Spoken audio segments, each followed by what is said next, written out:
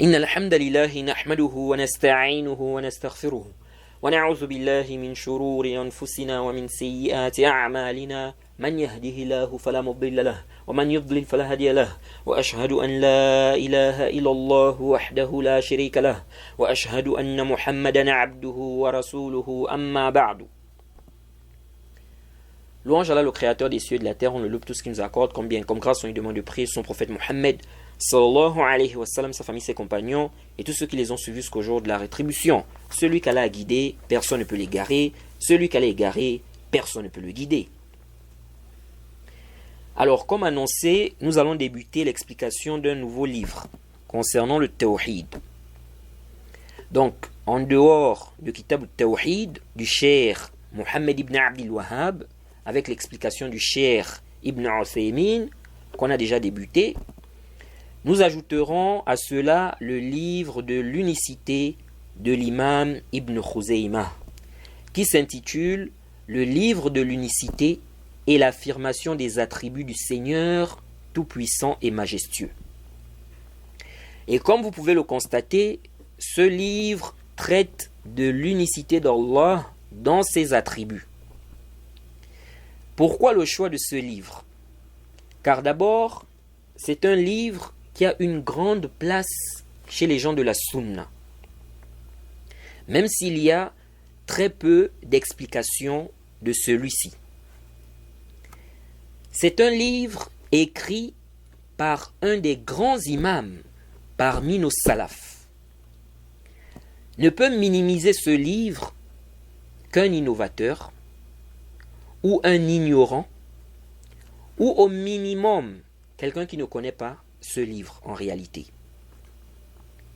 Il ne connaît pas ce livre, même s'il a déjà entendu parler, mais il ne connaît pas réellement ce livre. Il ne connaît pas réellement ce livre.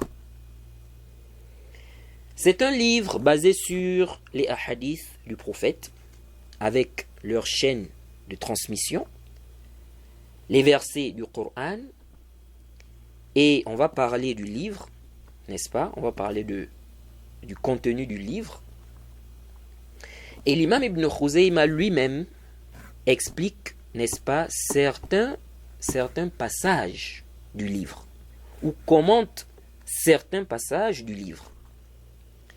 C'est un livre qui contient une réfutation aux Jahmiyya, aux Asha'ira et aux Mu'tazila. L'imam Ibn Khuzaymah lui-même commente parfois les textes qu'il cite et réfute en même temps les Asha'ira et les Jahmiyya en réalité, car ce sont des gens qui ont des points communs pour ceux qui ne le savent pas.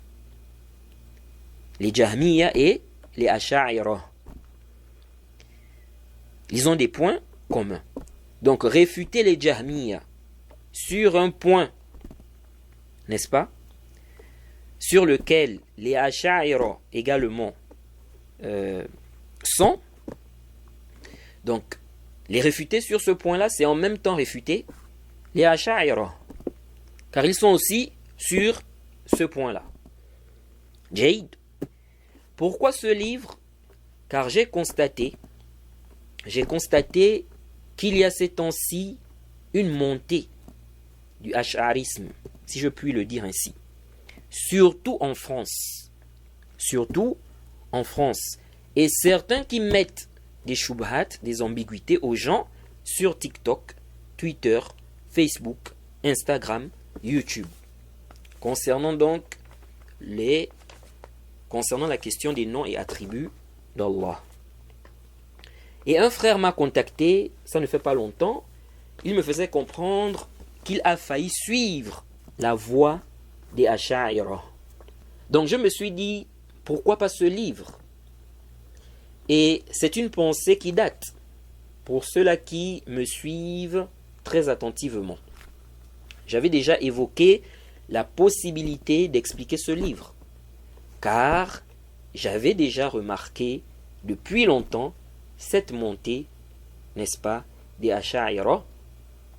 Mais là, ça devient encore, on va dire, c'est pire. c'est quoi? C'est pire. Alors j'avais l'intention de faire Qawaid al-Muthla. Quelqu'un m'avait posé la question, je crois c'était sur TikTok, lors d'un live. J'avais l'intention de faire Qawaid al-Muthla du Cheikh Ibn Uthaymin, mais j'ai changé d'avis. Je n'ai pas voulu ouvrir une porte aux Asha'ira, aux Ahbash et ceux qui se font tromper par eux, où ils vont dire de toute façon Ibn Uthaymin c'est un wahhabite, donc c'est normal qu'ils disent ceci ou cela. Ou encore ceux qui disent ceux-là, leur islam c'est l'islam des savants d'Arabie ou des savants contemporains. Jade, non. Je n'ai pas voulu ouvrir cette porte-là. Là, je vous parle d'un imam parmi les salafs qui vous réfute. Il a vécu avant Ibn Abdul Wahhab. Il ne l'a jamais connu. De même, il a vécu avant Ibn Taymiyyah. Donc, ne me dites pas les taymistes, comme certains disent. Bon, ça, c'est connu. Hein, c'est la parole des taymistes. Non, là, je vous parle d'Ibn Khuzayma, qui a vécu avant le Cheikh al-Islam Ibn Taymiyyah, qui a vécu avant le Cheikh Mohammed Ibn Abdul Wahhab. Jade. Donc, on est là à des siècles avant Ibn Taymiyyah, des siècles avant Ibn Abdul Wahhab. Pourquoi j'agis ainsi? Car l'explication de ce livre n'est pas juste une explication pour les salafis, ceux qui sont sur la voie des salafs, mais c'est aussi un message adressé aux Asha'ira, aux Ahbash, aux Jahmiyyah et aux ignorants qui, n'est-ce pas, se font tromper par eux. Peut-être reviendront-ils vers la vérité, vers la bonne voie. J'ai choisi ce livre aussi car ça permet également de faire connaître nos salafs aux gens, leurs paroles. Car aujourd'hui, tu vas trouver des gens, tu leur cites, n'est-ce pas, la parole d'un savant contemporain et celle d'un salaf avec preuve, une parole qui est prouvée, Jade, qui s'oppose à celle du savant contemporain, il va plus donner du poids à la parole du savant contemporain. Parfois, c'est quoi la raison?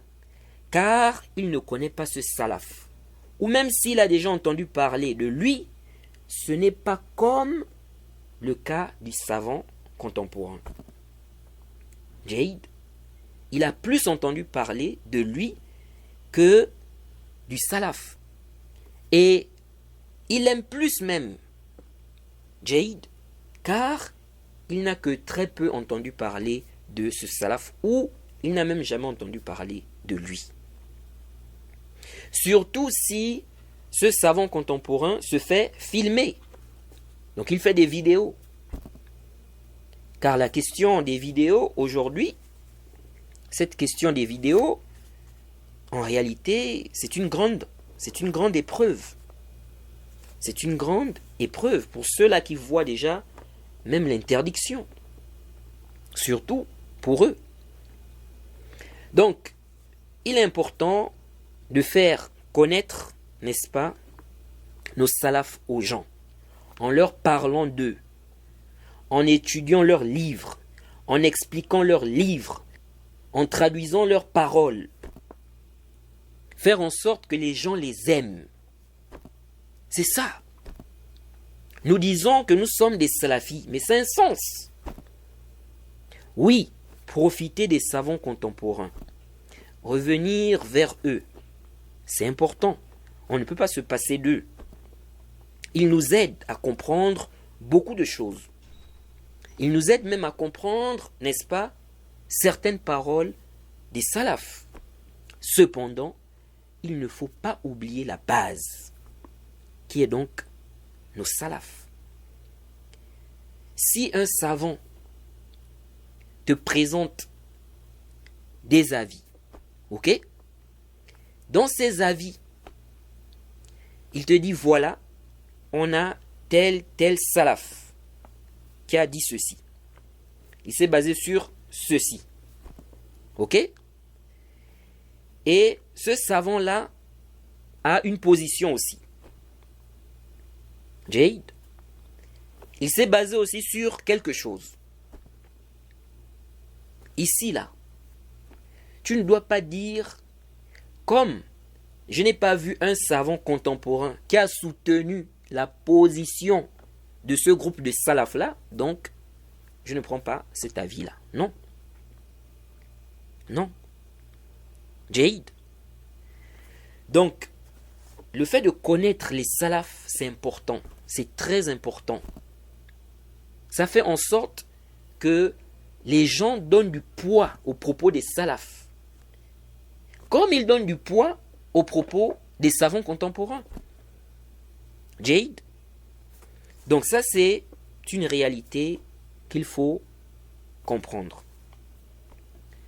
Bien évidemment, l'imam Ibn Khuzayma fait partie des savants qui sont détestés par un groupe de Asha'ira, je préfère le dire ainsi.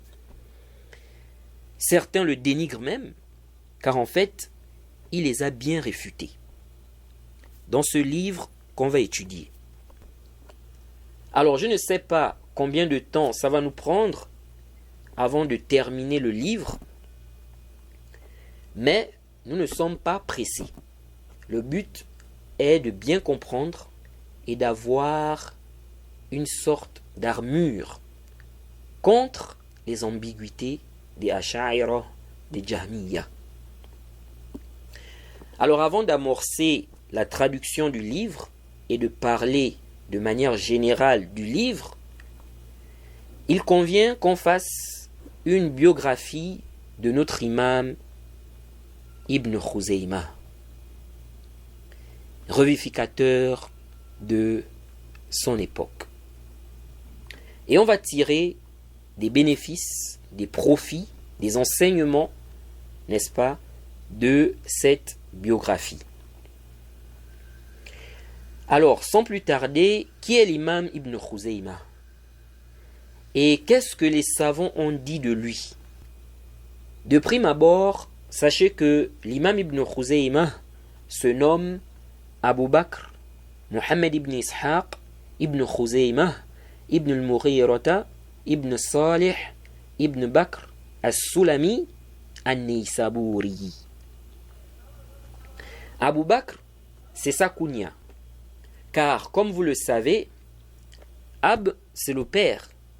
Abu Bakr, donc le père de Bakr. Abu Bakr, le père de qui? De Bakr. Abu Muhammad, le père de Muhammad. Et bien évidemment, ce n'est pas du tout une condition, lorsqu'on prend une kunya, d'avoir un fils.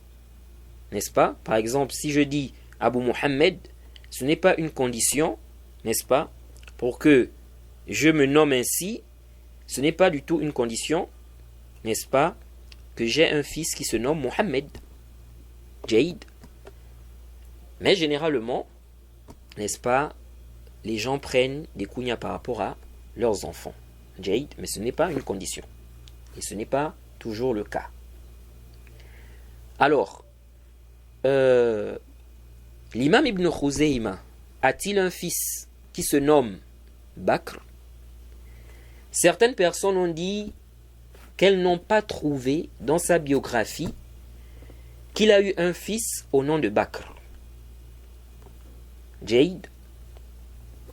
Déjà en lisant le nom de son petit-fils, donc le petit-fils de l'imam Ibn Khuzayma, on se rend compte qu'il a eu un fils au nom de Al-Fadl. Jaïd. Car son fils se nomme Muhammad ibn al-Fadl ibn Muhammad ibn Ishaq ibn Khuzayma. Ok? C'est-à-dire le fils de qui? De Fadl. Donc, Muhammad ibn al-Fadl ibn Muhammad ibn Ishaq ibn Khuzayma, celui-là c'est le petit-fils de l'imam ibn Khuzayma. C'est lui qui nous rapporte ce livre-là, Kitab al-Tawhid, qu'on va étudier. Jaïd, il s'appelle Muhammad ibn al-Fadl ibn Muhammad ibn Ishaq ibn Khuzayma. Donc, c'est le petit-fils de l'imam ibn Khuzayma. Ça veut dire quoi?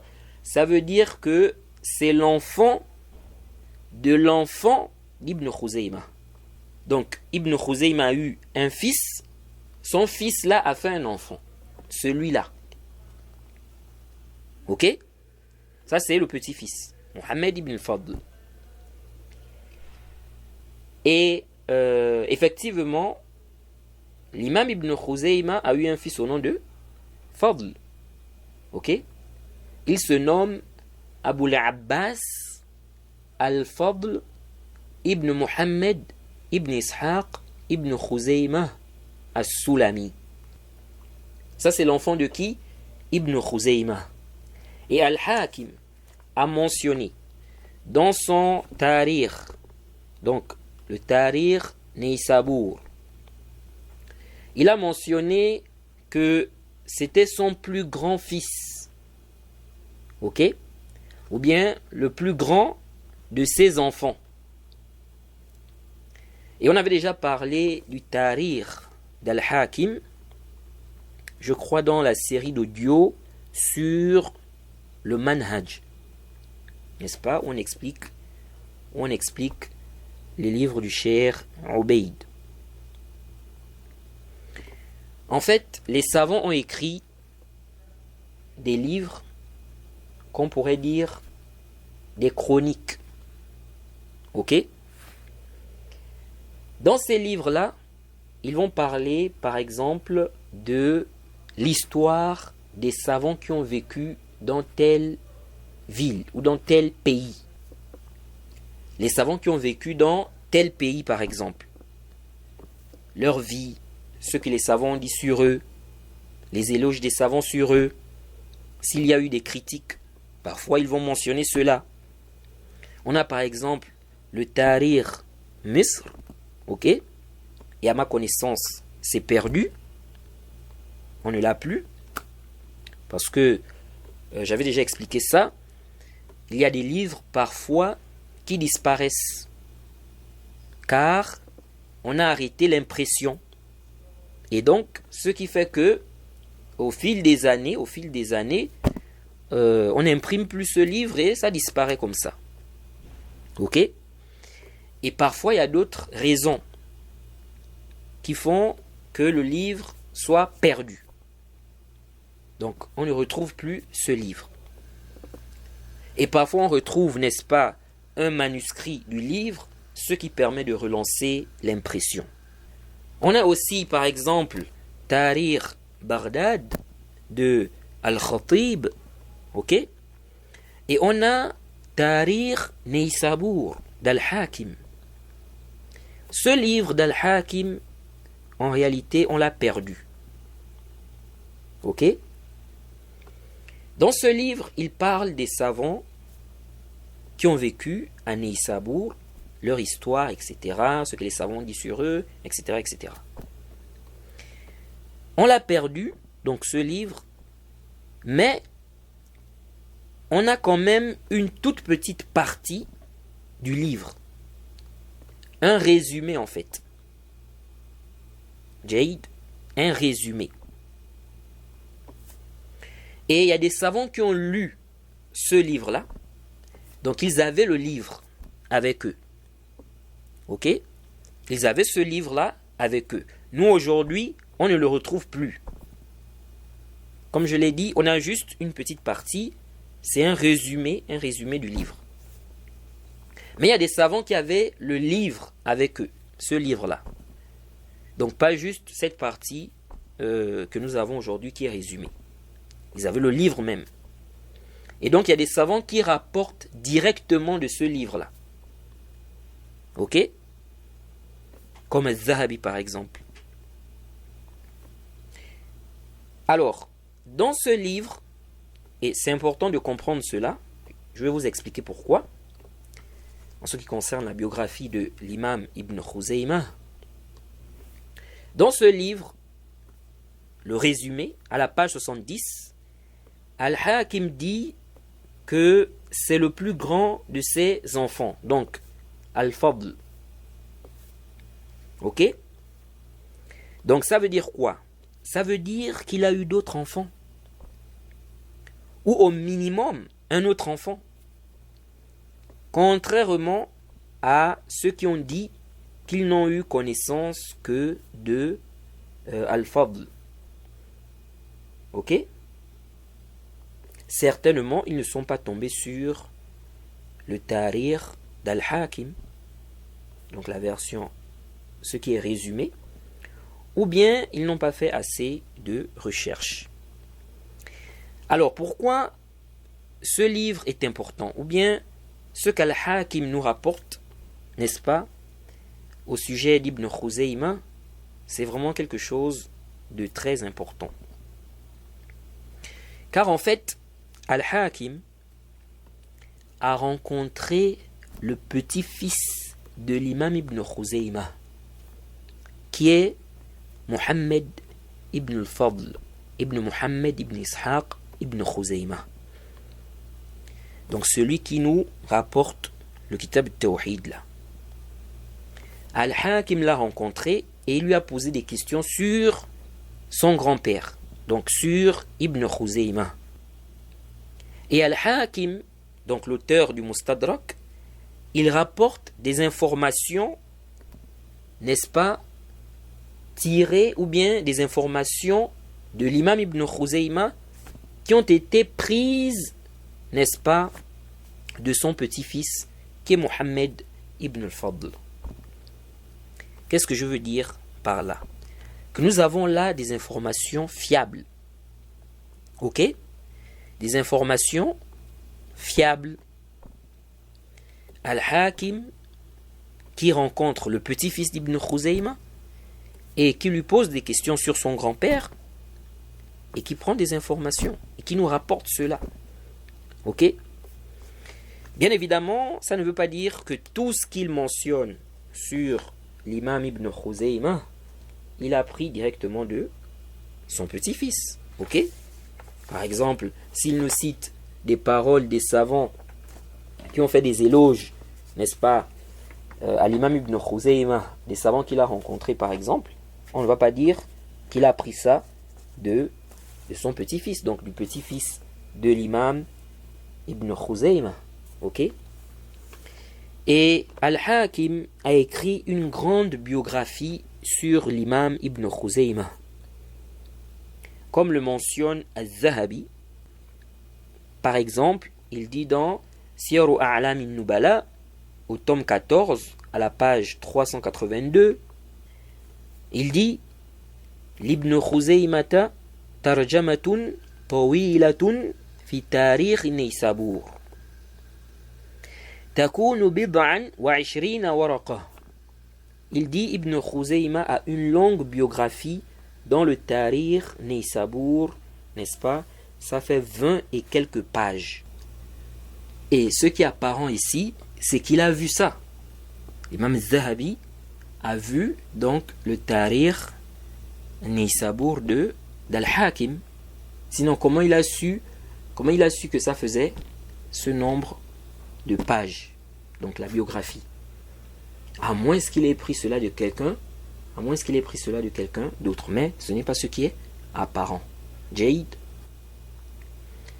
Et dans Tariq al-Islam de Al-Zahabi, au tome 4, à la page 246, il dit qu'il y a des informations profitables dans sa biographie.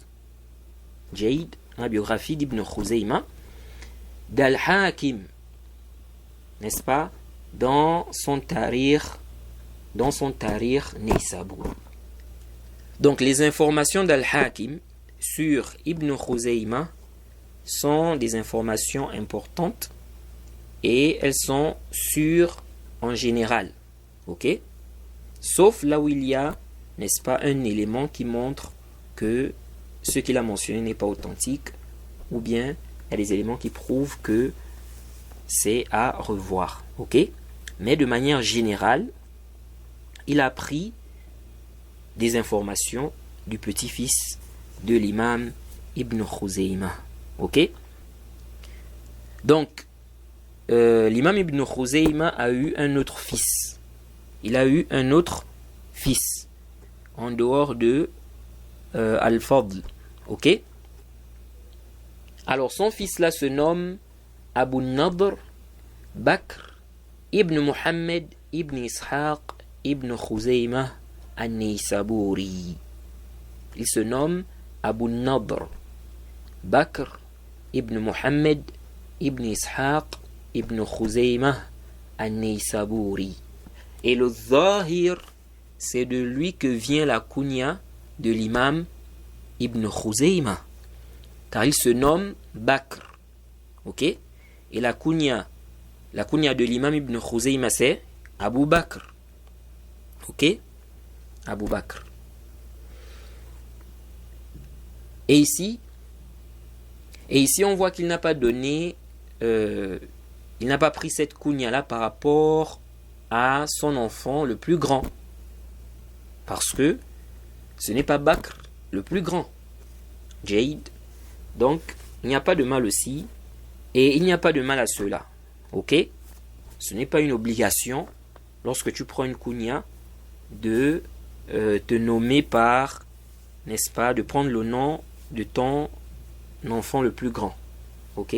Le plus grand parmi tes enfants. Même si le plus souvent c'est ce que les gens font. Mais ce n'est pas une obligation. Et comment on a su son nom? Donc le nom de son fils là. Car certains gens de science rapportent de lui en fait. Tels que Abu Bakr al-Ismaili. Dans son Mu'jam Asami, au tome 2, à la page 585, ok? Il dit là-bas, Akhbarani Abu Nadr Bakr ibn Muhammad ibn Ishaq ibn Khuzayma. Ok? Et Al-Hakim a dit dans son Tarikh Naysabur, dans le résumé qu'on a à la page 75, il a dit que le petit-fils d'Ibn Khuzayma a dit, donc Muhammad ibn al-Fadl, Abu Tahir, il a dit: mon oncle paternel, Abu Nadr, est mort en 323. Donc, son oncle, ça veut dire le frère de son père, qui est Al-Fadl. Ok? Al-Fadl, c'est son père. Et Al-Fadl, c'est le fils de qui? C'est le fils d'Ibn Khuzayma. Quand tu dis ta tante, ça veut dire quoi? Ça veut dire la sœur de ton père ou de ta mère. Ok? Ton oncle, ça veut dire le frère de ton père ou de ta mère. Maintenant, on a l'oncle paternel, qui est le frère de ton père. L'oncle maternel, qui est le frère de ta mère. Pareil pour la tante. La tante paternelle, donc la sœur de ton père. La tante maternelle, la sœur de ta mère. Donc il a dit Ammi Abu Nadr. Mon oncle Abu Nadr. Mon oncle paternel. Mon oncle paternel, Abu Nadr. Donc, le frère de son père. Et son père, c'est qui? C'est le fils de l'imam Ibn Khuzayma, qui est Al-Fadl. Donc, son père a un frère. Ok? Donc Al-Fadl a un frère qui est Abu Nadr Bakr, comme on l'a vu. Donc Abu Nadr est le frère de qui? De Fadl, qui est le fils de l'imam Ibn Khuzayma. Donc si ce sont des frères, qui est leur père? C'est l'imam Ibn Khuzayma.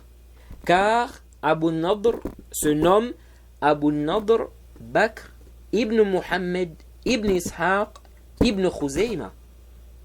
Abu Nadr Bakr, le fils de Muhammad Ibn Ishaq, ok, Ibn Khuzayma.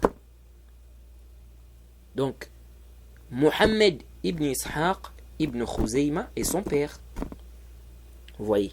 Et Al-Hakim a mentionné dans son Tariq, ok, donc le résumé, à la page 51, que c'est lui qui a dirigé la prière mortuaire sur son père. Donc celui dont il porte la kunya là, Abu Nadr Bakr.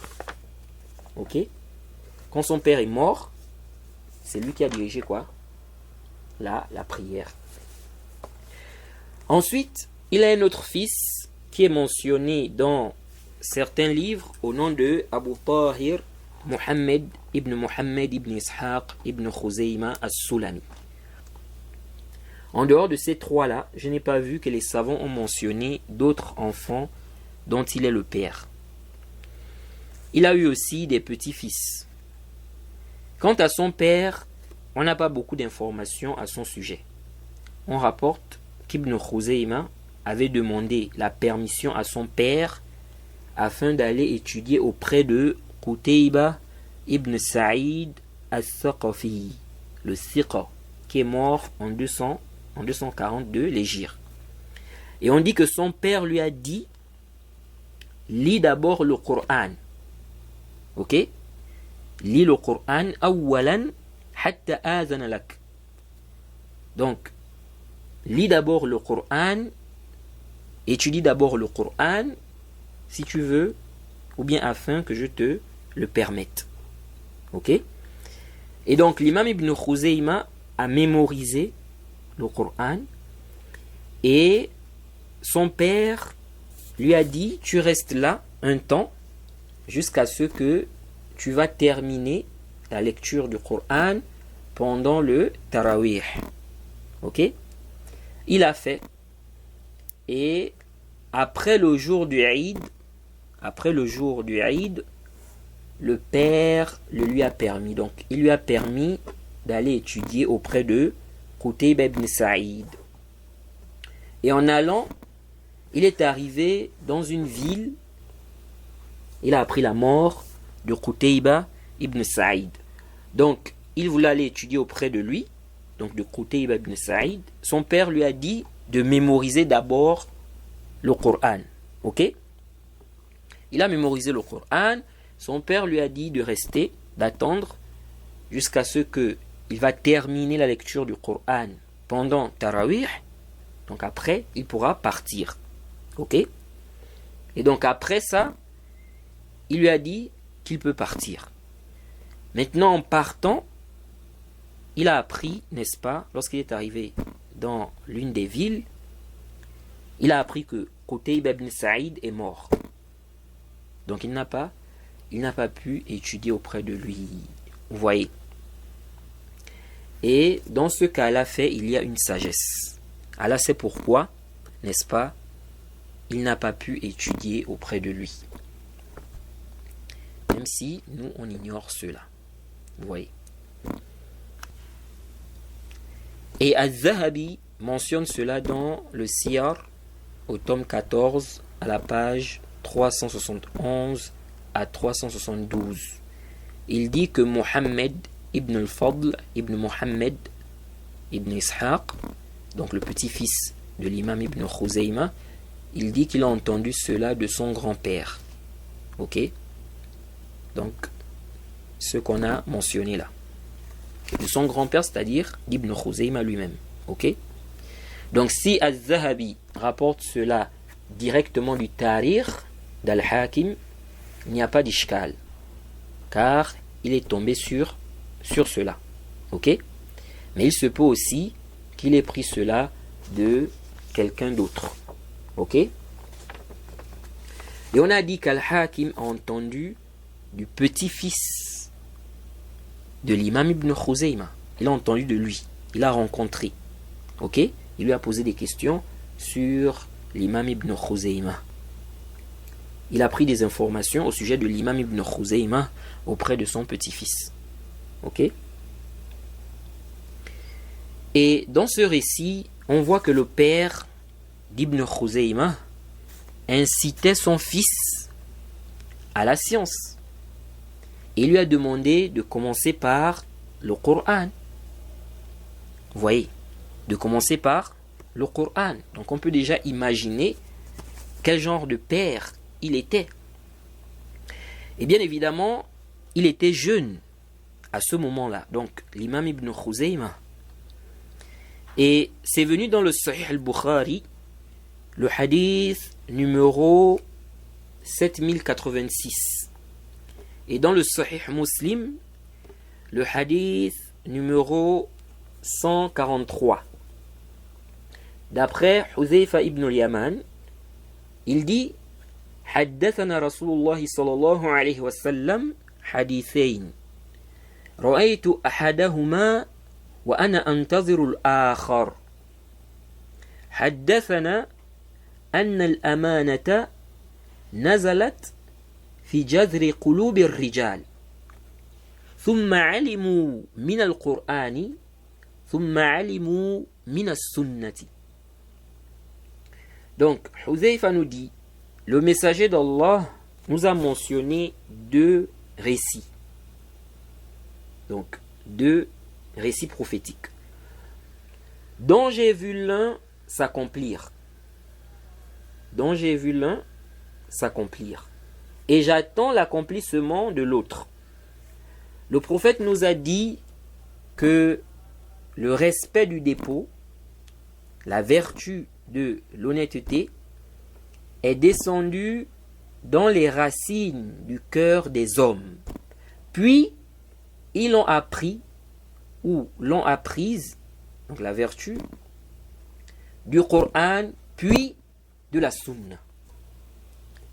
Al-Hafiz ibn Hajar, dans le Fath, qu'est-ce qu'il dit par rapport à ce récit? Il dit, au tome 13, à la page 39, il dit Wafihi, donc il y a dans ce hadith, dans ce récit, Wafihi isharatun ila annahum kanu yata'allamuna al-Qur'ana qabla an yata'allamu as-sunana. Ibn Hajar dit quoi? Il dit Wafihi isharatun ila annahum kanu yata'allamuna al-Qur'ana qabla an yata'allamu as-sunana. Ensuite il dit والمراد بالسنن ما يتلقونه عن النبي صلى الله عليه وسلم واجبا كان أو مندوبا. Donc Al-Hafiz ibn Hajar nous dit, il y a dans ce récit une allusion au fait qu'ils apprenaient le Coran, donc les compagnons, avant d'apprendre les sunan. Jayd, car dans le récit, il a dit quoi? Il a dit, puis ils l'ont appris du Coran, puis de la Sunna. Donc il dit, il y a dans ce récit une allusion au fait qu'ils apprenaient le Coran avant d'apprendre les Sunan. Ensuite il dit, ce qui est visé ici par les Sunan, c'est ce qu'ils prenaient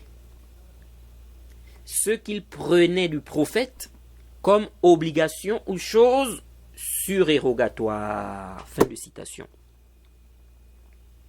Donc, la base, c'est de mémoriser et étudier d'abord le Coran avant les autres sciences. Et l'imam Ibn Khuzayma s'est concentré sur l'apprentissage du Coran au début. Donc, la base, c'est de mémoriser, étudier d'abord le Coran avant les autres sciences. Et ça, généralement, c'est plus facile lorsqu'on est encore petit. C'est pour cela que vous verrez, n'est-ce pas, que beaucoup de savants ont mémorisé le Coran depuis leur enfance. Beaucoup sont nés dans des familles musulmanes. Bien évidemment, ça ne veut pas dire que mémoriser le Coran lorsqu'on est déjà adulte, âgé, est impossible. Mais cela peut prendre plus de temps et ne pas être aussi facile que lorsqu'on est enfant, petit. Vous voyez. C'est pourquoi il est bien de commencer avec l'enfant, n'est-ce pas, de commencer par la mémorisation du Coran. Commencer par la mémorisation du Coran avec l'enfant. Maintenant, il y a un ishkal, une problématique. Si on dit qu'il convient de commencer par le Coran, la mémorisation du Coran, l'apprentissage du Coran, le tafsir, comment on fait avec les obligations? Car dans la parole d'Ibn Hajar, il y a un ishkal. Il y a un ishkal parce que qu'est-ce qu'Ibn Hajar a dit? Il a dit ceci: وفيه إشارة إلى أنهم كانوا يتعلمون القرآن قبل أن يتعلموا السنن والمراد بالسنن ما يتلقونه عن النبي صلى الله عليه وسلم واجبا كان أو مندوبا. Il y a un ishkal. Il dit ici qu'il y a une allusion, au fait que ils apprenaient d'abord le Coran avant d'apprendre les sunan. Et ce qui est visé par les sunan, c'est ce qu'ils prenaient du prophète comme obligation ou chose surérogatoire. Alors là, il y a un problème. Car il a dit les choses obligatoires. Donc, est-ce que ça veut dire qu'on étudie d'abord le Coran, on mémorise d'abord le Coran, on n'apprend pas ce qui est obligatoire? Donc on va apprendre ça après avoir mémorisé le Coran, après avoir étudié le Coran. Alors, le cheikh Ibn Uthaymin dit non, cela ne signifie pas cela, mais plutôt qu'il convient que la personne accorde plus de son temps, ses occupations, à la mémorisation du Coran et à sa compréhension. Mais, nous disons, le tahqiq, ce que nous trouvons juste dans cette question, et elle est le plus savant, c'est ce qu'a mentionné le savant Ibn Muflih. Le savant Ibn Muflih. Il a mentionné ceci dans son livre Al-Adab al-Shar'iyya, au tome 2, à la page 33. Il a mentionné qu'on a questionné l'imam Ahmed. Son élève Al-Maymouni, n'est-ce pas, lui a posé la question suivante. Il lui a dit: qu'est-ce qui est plus aimé chez toi? Je commence à enseigner à mon fils le Coran ou le hadith, les ahadith? Il a dit non, le Coran. Donc, commence par le Coran. Je lui ai dit, je lui enseigne tout le Coran. Donc, je commence par le Coran. Je lui enseigne tout le Coran. Il a dit oui. Sauf si cela s'avère difficile, alors enseigne-lui une partie du Coran. Ok? Retenez bien cette conversation de l'imam Ahmed avec son élève. Alors, qu'est-ce que Ibn Muflih a dit?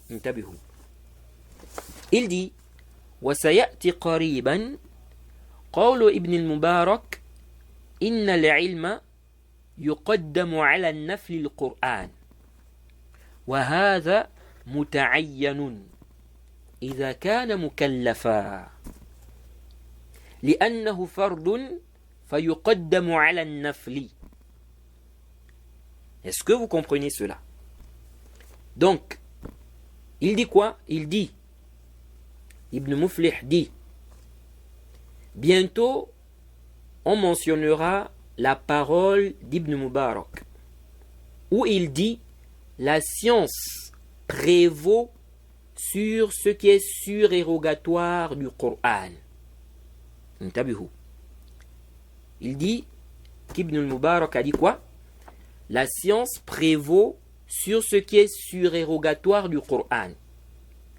Il dit et ceci est obligatoire. Donc la science avant la mémorisation du Coran. La science avant la mémorisation du Coran. La science est obligatoire. Il dit et ceci est obligatoire si la personne a déjà atteint l'âge de la responsabilité et qu'elle a la raison. Donc, l'homme qui est déjà pubère. Ok? Et l'homme devient pubère lorsque quoi? Le sperme sort. Pour la première fois. Ok? Ça, c'est la base. Et pour la femme, lorsqu'elle a ses menstrues pour la première fois. Donc, intabihu huna. Ibn Muflih nous dit ici que Ibn Mubarak a dit que la science prévaut sur ce qui est surérogatoire du Coran. Donc, on doit étudier d'abord. Ok? Et on fait précéder cela sur la mémorisation, l'apprentissage du Coran. Mais ce qui est surérogatoire, Jaid, parce que, intabihu, il faut savoir que pour chaque musulman, ce qui est obligatoire, ok, il n'est pas obligatoire à tous les musulmans. Il n'est pas obligatoire à tous les musulmans de mémoriser tout le Coran. Non. Ce qui est obligatoire, c'est quoi? C'est la Fatiha. Ce qui est obligatoire, c'est quoi? La Fatiha. Pourquoi? Car le prophète a dit La salata liman lam yaqra bi fatihatil kitab. Il n'y a pas de prière pour celui qui ne lit pas la Fatiha. Dans le Sahih, le hadith de Ubad ibn Samit. Il n'y a pas de prière pour celui qui ne lit pas la Fatiha. Jaid. Et la prière est obligatoire. Et comme la prière n'est pas valide sans la Fatiha, et donc apprendre la Fatiha devient obligatoire. C'est obligatoire. C'est obligatoire. Donc, ce qui est obligatoire, c'est quoi? C'est la mémorisation de la Fatiha. C'est ce qui est obligatoire. D'ailleurs, Ibn Hazm mentionne un ijma' dans Maratib al-Ijma', page 156. Ibn Hazm mentionne un consensus des savants, que celui qui a mémorisé la Fatiha, écoutez bien, celui qui a mémorisé la Fatiha avec Bismillahirrahmanirrahim, parce qu'on avait vu qu'il y a une divergence entre les gens de science. Est-ce que ça fait partie de la Fatiha ou non? Ok? On avait détaillé cela. Donc, il dit, les savants sont unanimes que celui-là qui a mémorisé la Fatiha, ok? Il a mémorisé la Fatiha avec Bismillahirrahmanirrahim, ok? Et une autre sourate, il a fait l'obligation de la mémorisation. C'est-à-dire qu'il a fait ce qui est obligatoire au sujet de la mémorisation du Coran. Pourquoi Ibn Hazm ici a ajouté une autre sourate? Parce qu'il est en train de parler ici du consensus. On avait vu que les savants ont divergé. Lorsque tu pries, est-ce qu'il est obligatoire de lire une autre sourate après la Fatiha? On avait détaillé cela dans le Durar de l'imam Shawkani. Et on a vu qu'à Sahih, c'est l'avis des savants qui ont dit que ce n'est pas obligatoire. Ce qui est obligatoire, c'est uniquement la Fatiha. Ajouter une autre sourate, c'est surérogatoire. Ok? Ce n'est pas obligatoire. Donc, Ibn Hazm ici est en train de parler de consensus. Donc, comme les savants ont divergé au sujet de l'ajout d'une autre sourate après la Fatiha, ok? Donc, il nous dit que si la personne a mémorisé la Fatiha avec Bismillahirrahmanirrahim, parce qu'ici aussi ils ont divergé, est-ce que ça c'est un verset de la Fatiha ou pas? Donc, si la personne a mémorisé ça, ok? Donc, il a mémorisé la Fatiha avec, n'est-ce pas, Bismillahirrahmanirrahim, et une autre sourate du Coran, ok? Et ici, là, ils sont unanimes. Il n'y a pas de divergence entre eux que la personne a fait ce qui est obligatoire comme mémorisation. Ok? Il n'y a pas de divergence ici. Jade. Tous voient que la personne a fait ce qui est obligatoire. Vous suivez ça? Car même ceux qui disent que ce qui est obligatoire, c'est uniquement la Fatiha, ok? Ici, ils voient que la personne a fait ce qui est obligatoire. En mémorisant quoi? En mémorisant la Fatiha. Et ceux qui voient qu'il faut une autre sourate vont voir que la personne a fait ce qui est obligatoire, car elle a ajouté une autre sourate. Ok? Donc, ici, là, Ibn Hazm nous mentionne un consensus. Ça veut dire quoi? Ça veut dire que, comme on a dit qu'à Sahih, ce qui est obligatoire, c'est la Fatiha. Par conséquent, celui qui a mémorisé la Fatiha, ok, il a fait ce qui est obligatoire. Il n'est pas obligatoire sur lui de mémoriser le reste du Coran. S'il le fait, c'est bien. C'est très bien. C'est excellent même. Ok? Mais ce n'est pas obligatoire. Ça veut dire que s'il meurt comme ça, quelqu'un a mémorisé la Fatiha, il a mémorisé ça correctement. C'est avec ça qu'il prie. Ok? En dehors de la Fatiha, il n'a pas mémorisé une autre sourate. Il meurt comme ça. Allah ne va pas le châtier parce qu'il n'a pas mémorisé les autres sourates. Ok? Donc, il faut voir les priorités. Il faut voir quoi? Les priorités. Donc, il est important de comprendre cela. Ce qui est obligatoire, c'est la Fatiha. Ala sahih. Ok? Si on va dans la position des savants qui ont dit qu'on doit ajouter une autre sourate, on va dire la Fatiha, ok? La Fatiha et une autre sourate. Celui qui a fait ça, il a fait ce qui est obligatoire concernant le hifz du Coran. Il n'est plus obligatoire pour lui de mémoriser le Coran. S'il mémorise le Coran, c'est bien. Tout le Coran. C'est bien, c'est très bien. Ou bien s'il ajoute d'autres sourates, c'est bien, c'est très bien. Mais ce n'est pas obligatoire. Or, apprendre comment on doit prier, faire les ablutions, apprendre le tawhid, etc. Dans la science, on a plusieurs choses, ça c'est obligatoire. On a plusieurs choses qui sont obligatoires. Donc, tu dois faire précéder quoi? Parce que ici, là, lorsqu'on dit que c'est obligatoire, ici, ça veut dire quoi? Ça veut dire que si tu ne fais pas ça, tu as le péché.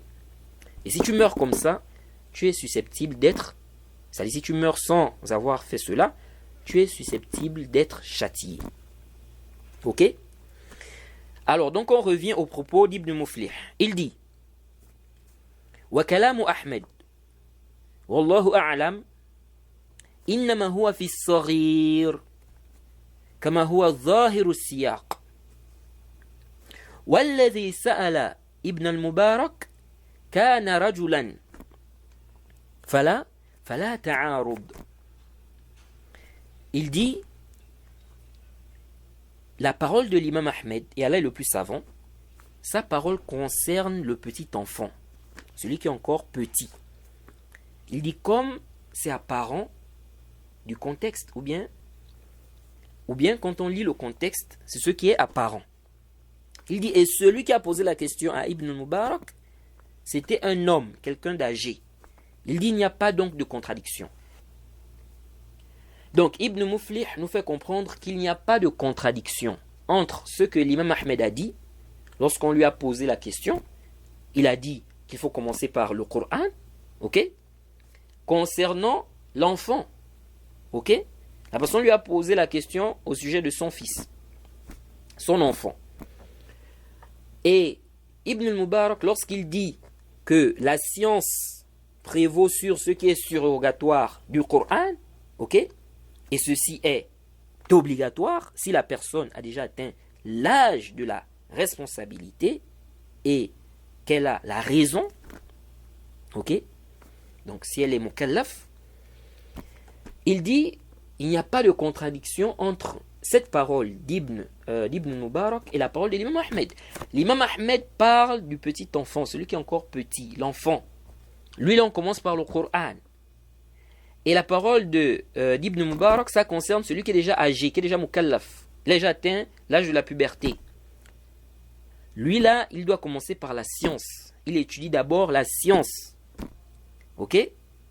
Et non ce qui n'est pas obligatoire du Coran. Qu'est-ce qui n'est pas obligatoire du Coran? Tout le Coran en dehors de la Fatiha. Ok? Donc, il n'y a pas de contradiction. C'est ce que Ibn Muflih nous fait comprendre ici. Jaïd. Et ça, c'est un bon tafsil. C'est un bon tafsil. Il dit أما الصغير فيقدم حفظ القرآن لما ذكره أحمد من المعنى ولأنه عبادة العمر لا يفرغ منه فيجمع بينهما حسب الإمكان وهذا واضح. Donc il dit quant au petit enfant, ok, quant au petit enfant,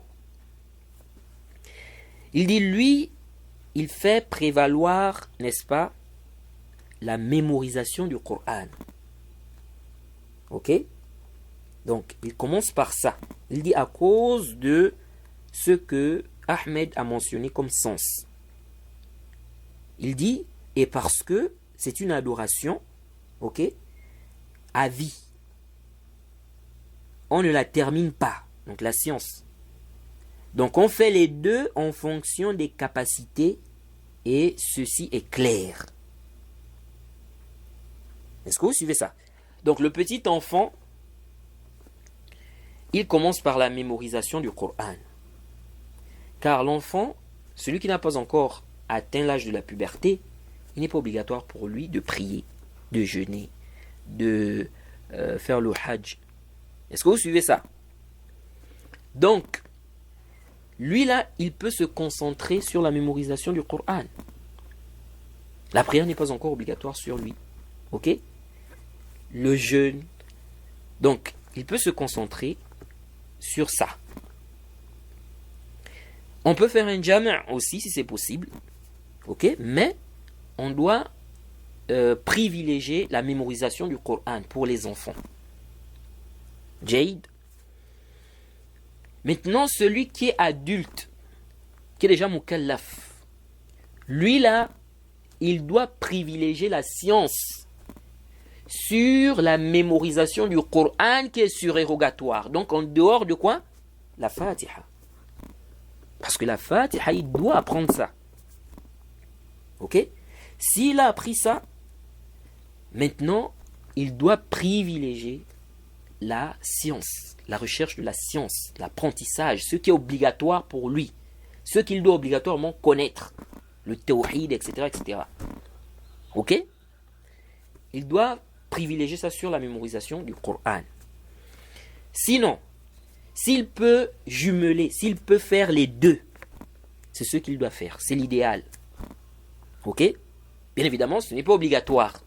On a déjà dit que en dehors de la Fatiha, mémoriser le reste du Coran n'est pas obligatoire.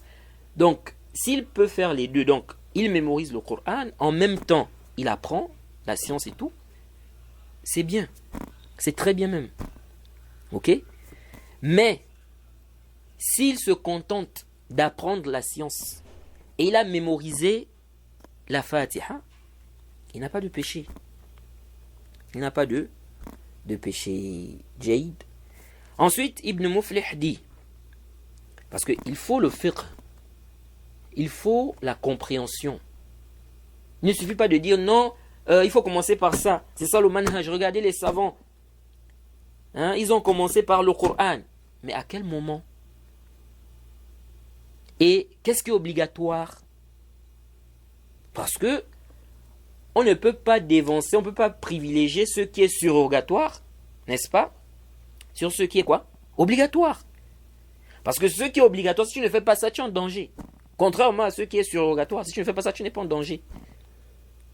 Jade. C'est-à-dire que si tu meurs, n'est-ce pas, tu n'as pas fait ce qui est surrogatoire, tu ne seras pas châtié pour ça. Mais tu n'as pas fait ce qui est obligatoire. Tu es dans un danger. Ok? Donc, ensuite, Ibn Muflih dit quoi? Il dit قد يحتمل أن يكون العلم أولى لمسيس الحاجة إليه لصعوبته وقلة من يعتني به بخلاف القرآن ولهذا يقصر في العلم من يجب عليه طلبه ولا يقصر في حفظ القرآن حتى يشتغل بحفظه من يجب عليه الاشتغال في العلم كما هو معلوم في العرف والعادة.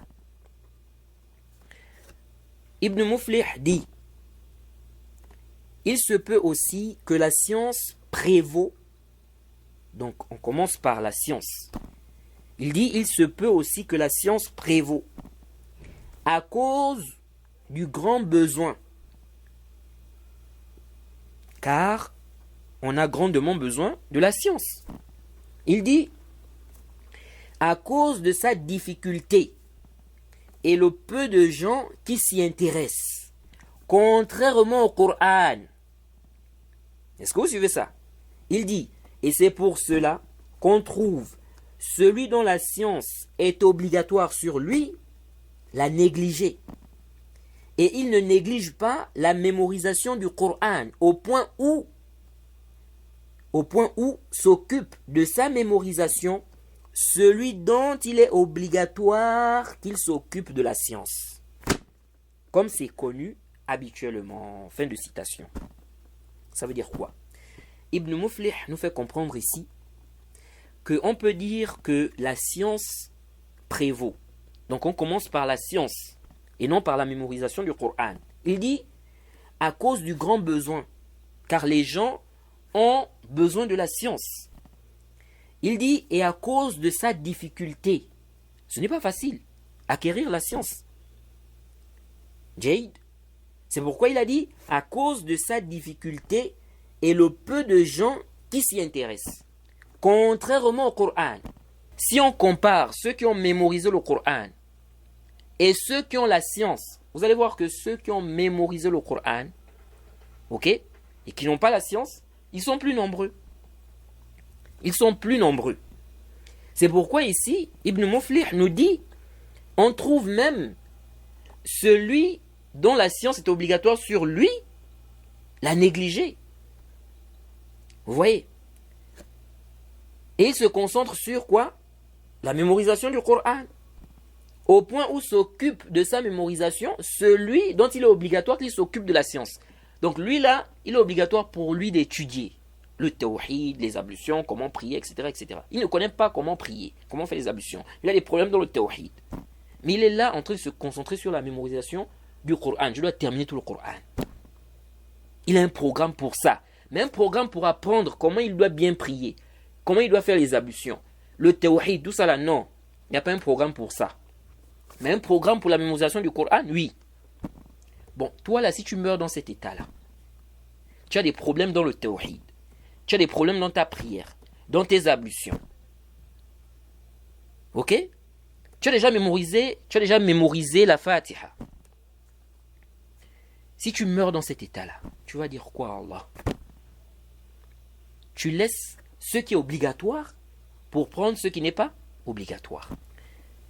Si tu peux regrouper, donc, tu as un programme pour la mémorisation du Coran et un programme pour étudier la religion, etc.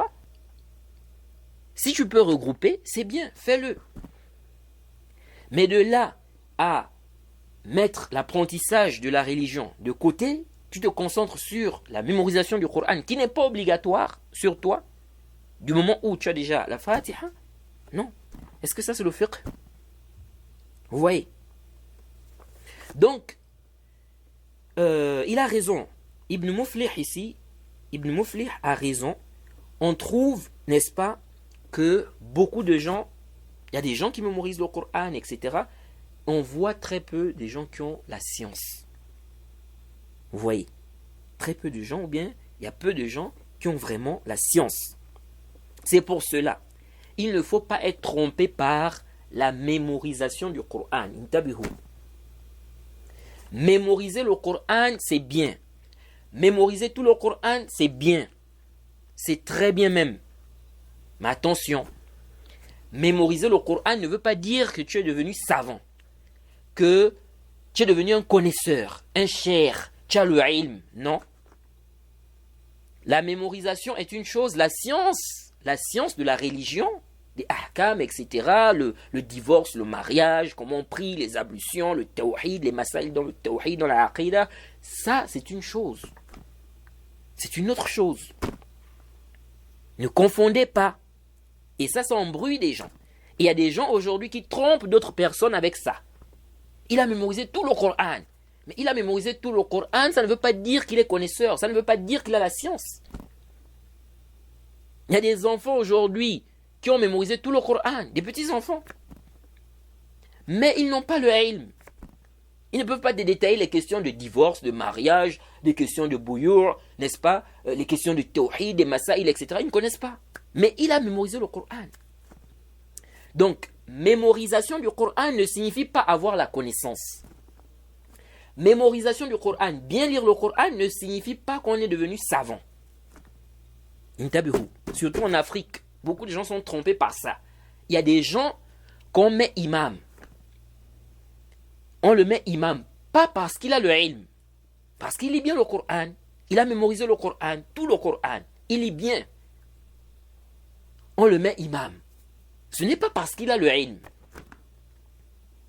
Maintenant, lui, quand on l'a mis imam là, ok, lui maintenant, il se transforme en chair, en, on va dire, savant, connaisseur. C'est-à-dire, il montre aux gens, il fait comme s'il est savant, il est connaisseur, il est chair. Alors qu'en réalité, c'est un ignorant qui est là. Beaucoup de gens sont venus comme ça, dans certains pays, que ce soit au Gabon ou autre. À la base, ils sont venus pour faire leur commerce, n'est-ce pas?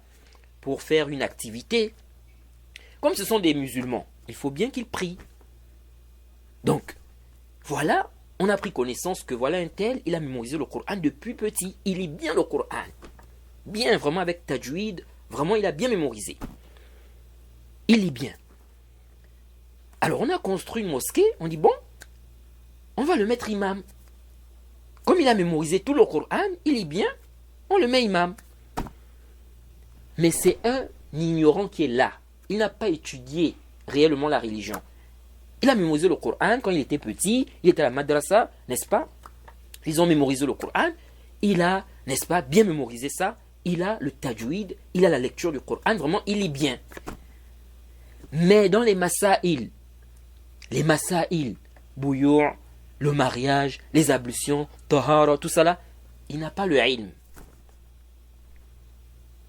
Il a quelques petites connaissances comme ça, voilà, de manière générale. Mais ce n'est pas quelqu'un vers qui on doit normalement revenir en ce qui concerne la science. Voilà, on le met imam. Maintenant, les gens, quand ils le voient imam, ils pensent que ça veut dire qu'il a la connaissance, parce qu'il est imam. Alors qu'en réalité, non. Ceux qui l'ont mis imam, l'ont mis parce qu'ils ont vu qu'il a bien mémorisé le Coran.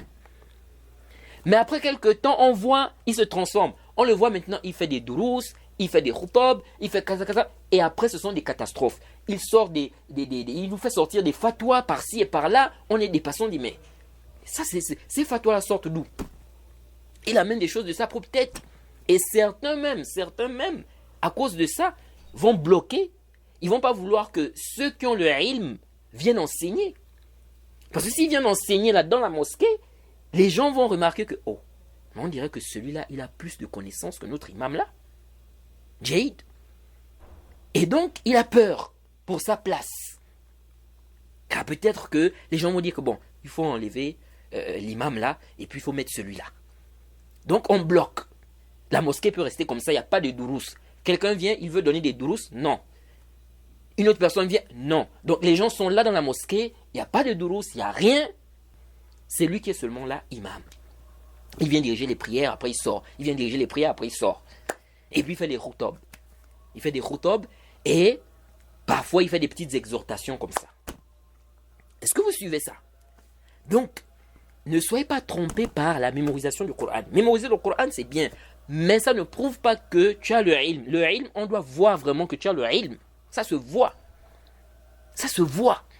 Ce n'est pas juste, non, j'ai mémorisé le Coran et tout. Non, ça doit se voir. Ok? Les gens voient vraiment que, ah oui, celui-là, c'est quelqu'un qui a du ilm. On peut revenir vers lui en ce qui concerne la science. Ce n'est pas juste de mémoriser le Coran. C'est pourquoi il faut faire attention. Les gens qui sont reconnus comme étant des lecteurs là, lecteurs du Coran, on dit c'est un lecteur et tout ça. Attention, il ne faut pas les prendre pour savants. Parce qu'il y a des gens comme ça aussi, lorsqu'ils entendent que non, voilà c'est un lecteur, c'est l'imam de telle mosquée, même à la Mecque. Il peut être même imam à la Mecque. C'est un grand lecteur, il lit bien avec tajwid, tout. Ça ne veut pas dire que c'est un savant. Ok? Donc, lecteur n'est pas égal à savant. Il lit bien le Coran, avec tajwid, il a mémorisé le Coran. Non, ça ne veut pas dire qu'il est devenu savant. On peut le mettre là, car on voit qu'il lit bien, il a mémorisé le Coran. Il connaît des bases, n'est-ce pas, essentielles, concernant comment on répare la prière. Ok? Les bases il a les bases du tawhid et tout. Ok, on l'a mis devant. Mais ça ne veut pas dire qu'il est savant. Qu'on le prenne maintenant comme un savant. Parce que c'est un lecteur. Non. Il ne faut pas confondre les choses. Ok? Donc, il faut bien comprendre ce qu'on est en train de dire ici. Celui qui peut regrouper, ok, entre l'apprentissage du ilm et la mémorisation du Coran, qu'il le fasse. C'est ce qui est bien à faire. Ok? Et d'ailleurs, les étudiants en sciences, n'est-ce pas? Les étudiants en sciences doivent mémoriser le Coran et aussi étudier. Parce qu'en mémorisant le Coran aussi, tu es en train de mémoriser les adillas, les preuves. Les preuves. Mais, on dit, par rapport à la priorité, s'il y a une priorité à faire, ok? Tu dois privilégier quoi ici? L'apprentissage. Ok? Lorsque tu es déjà mukallaf. L'apprentissage de ce qui est obligatoire. Parce que dans l'apprentissage aussi, il y a des choses qui ne sont pas du tout obligatoires. On avait déjà parlé de cela dans les 3 fondements. Ok? Donc, voilà un peu ce qu'on peut dire par rapport à ce sujet-là. Ok? Donc, nous disons, concernant la mémorisation du Coran, en résumé, celui qui est petit, qu'il commence par le Coran. L'adulte, il commence par la science, qui est obligatoire sur lui. Maintenant, si il y a possibilité, c'est-à-dire que la personne a vraiment du temps, ok, elle fait un programme, elle mélange. Donc, un temps pour la mémorisation du Coran, pour apprendre le Coran, et un temps pour étudier les sciences, ce qui est obligatoire, etc. Ok? Donc, voilà un peu ce qu'on peut dire sur ce sujet-là. Parce que il y a des gens qui vont dire, oui, le manhaj, c'est de commencer d'abord par le Coran. Ok? Ils vont généraliser ça comme ça. Mais est-ce que tu as regardé les preuves? Mémoriser le Coran en dehors de la Fatiha, c'est obligatoire? Apprendre comment prier, c'est obligatoire? Apprendre le tawhid, c'est obligatoire? Apprendre les ablutions, c'est obligatoire? Donc, tu dois privilégier quoi ici? Si on regarde les preuves, c'est quoi? Quel est le manhaj qui est sahih ici? Vous voyez? Donc, c'est pourquoi vous allez voir que beaucoup de savants, ou quand vous lisez les biographies des savants, vous voyez que ces savants ont étudié le Coran depuis petit. Depuis petit. Même si on ne va pas dire que tous les savants étaient dans cette situation. Mais généralement, vous voyez que les savants ont mémorisé le Coran depuis petit. Parce que le Coran, c'est quelque chose qui demande du temps. Il faut du temps, il faut consacrer. Si tu veux vraiment étudier, mémoriser le Coran, afin que ça reste. C'est pas juste mémoriser comme ça, non, pour juste, voilà, un petit temps ou bien c'est pas quoi. Tu mémoriser pour que ça reste bien là, ancré. Ça demande du temps. Ok? Donc, il faut un programme. Mais, tout le monde n'a pas, on n'a pas la même répartition du temps. C'est-à-dire que il y a des gens qui ont beaucoup d'occupations dans leur vie. Donc, quand c'est comme ça, il faut regarder les priorités. Les priorités. Dans le sens où, si je ne fais pas ça, est-ce que j'ai un péché? Ou bien c'est quelque chose, si je fais ça, j'ai des mérites, j'ai des récompenses, simplement. Mais si je ne fais pas, je n'ai pas de péché. Ok? Donc voilà un peu ce qu'on peut dire. Donc le tafsil qu'a mentionné Ibn Muflih, c'est un bon tafsil. Une autre question se pose rapidement, étant donné qu'on a parlé du début de l'apprentissage d'Ibn Khuzayma. Ok? Est-ce qu'il est obligatoire de demander la permission à son père avant de voyager pour la recherche de la science? Car dans ce que nous a rapporté l'imam Zahabi, on voit que l'imam Ibn Khuzayma, on nous dit qu'il a demandé la permission à son père pour aller étudier auprès de Qutayba ibn Sa'id. Donc quel est le jugement de cela? Est-ce que c'est une obligation? Et dans le cas où le père refuse, que fait-on? Ou bien même la mère? Alors, la base, c'est qu'il convient de demander la permission aux parents. La base de cela, c'est le récit où un compagnon voulait faire le djihad. Un compagnon qui voulait faire le djihad, le prophète lui a demandé si ses parents sont encore vivants. Il a dit oui, et il lui a dit de retourner chez eux. Et que son djihad s'y trouve là-bas. C'est rapporté par Al-Bukhari et Muslim. Et je crois qu'on a vu ce récit dans le chapitre du djihad. Et dire aussi qu'on ne doit pas prendre ce texte-là de manière, dans sa généralité, fihi nazar. Alors si ça c'est pour le djihad, que dire du voyage pour la recherche de la science? Cependant, si la recherche de la science devient obligatoire, comme quelqu'un qui doit apprendre la prière, les ablutions, le tawhid, etc., et ses parents ne peuvent pas lui enseigner cela, alors ici, même si les parents refusent, il doit partir. Il part étudier. Car ici, ça devient obligatoire. Et donc, délaisser cela, ça devient un péché. Et ça devient une obéissance, donc obéir aux parents, ici, devient une obéissance aux parents dans la désobéissance au Créateur. Alors que le prophète Mohammed sallallahu alayhi wa sallam a dit La ta'ata li makhlouq fi ma'siyatil khaliq. Pas d'obéissance à la créature dans la désobéissance au Créateur. On n'obéit pas à la créature pour désobéir au Créateur. Même si ce sont les parents. Ok? Et Ibn Qudama a fait allusion à cela dans le Mourni, au tome 9 à la page 171. Il a expliqué que le voyage pour la science qui est obligatoire, on ne prend pas en compte le fait de demander la permission. Donc demander la permission aux parents ici. Et le cheikh Ibn Uthaymin a une parole où on comprend même qu'il voit que même s'il ne s'agit pas de la science obligatoire, tu peux quand même voyager, ok? Car on ne craint pas pour toi, ou bien on ne craint pas que tu meurs, ok? Sauf si les parents ont besoin de toi. Vous voyez? Et aussi, il y a des parents qui n'aiment pas la science.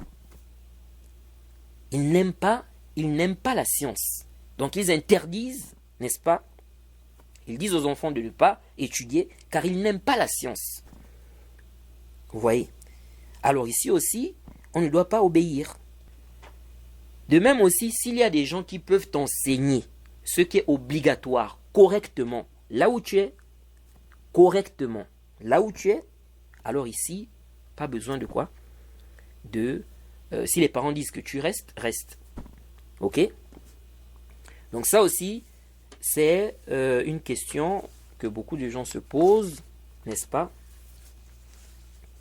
Et il est important quand même de rappeler cela. Donc voilà un peu quelques profits qu'on tire de cette première partie, n'est-ce pas, de la biographie de l'imam Ibn Khuzaymah. Ok? Donc je crois qu'on va s'arrêter d'abord ici.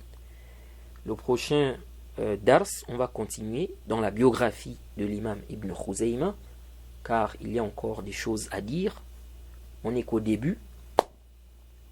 Donc, on va parler également de sa naissance, quand est-ce qu'il est mort, etc. Et plein d'autres choses par rapport à sa biographie. Ok? Ensuite, on va parler aussi du livre de manière générale. Et on va enfin voir des bases, des principes, avant d'amorcer l'explication du livre, des bases, des principes sur les noms et attributs d'Allah. Et ceux qui ont déjà suivi l'explication de Al-Aqidatul Wasitiyya avec nous, je pense qu'ils seront, Inch'Allah, à l'aise lorsqu'on va amorcer l'explication du livre. Et ceux aussi qui n'ont pas encore étudié, n'est-ce pas, Al-Aqidatul Wasitiyya, vraiment, je vous conseille de le faire. Ok? Je vous conseille de le faire. C'est vrai que ce livre n'est pas vraiment différent de Al-Aqidatul Wasitiyya du Cheikh al-Islam Ibn Taymiyyah, sauf que ce livre, l'imam Ibn Khuzaymah cite les hadiths avec des chaînes de transmission, il cite des versets, il fait des commentaires, ok? Mais quand même, celui qui a suivi Al-Aqidatul Wasitiyya, ok? Il sera quand même à l'aise. Il sera vraiment à l'aise, Inch'Allah, lorsqu'on va amorcer l'explication du livre. Donc voilà un peu ce qu'on peut dire pour cette première partie.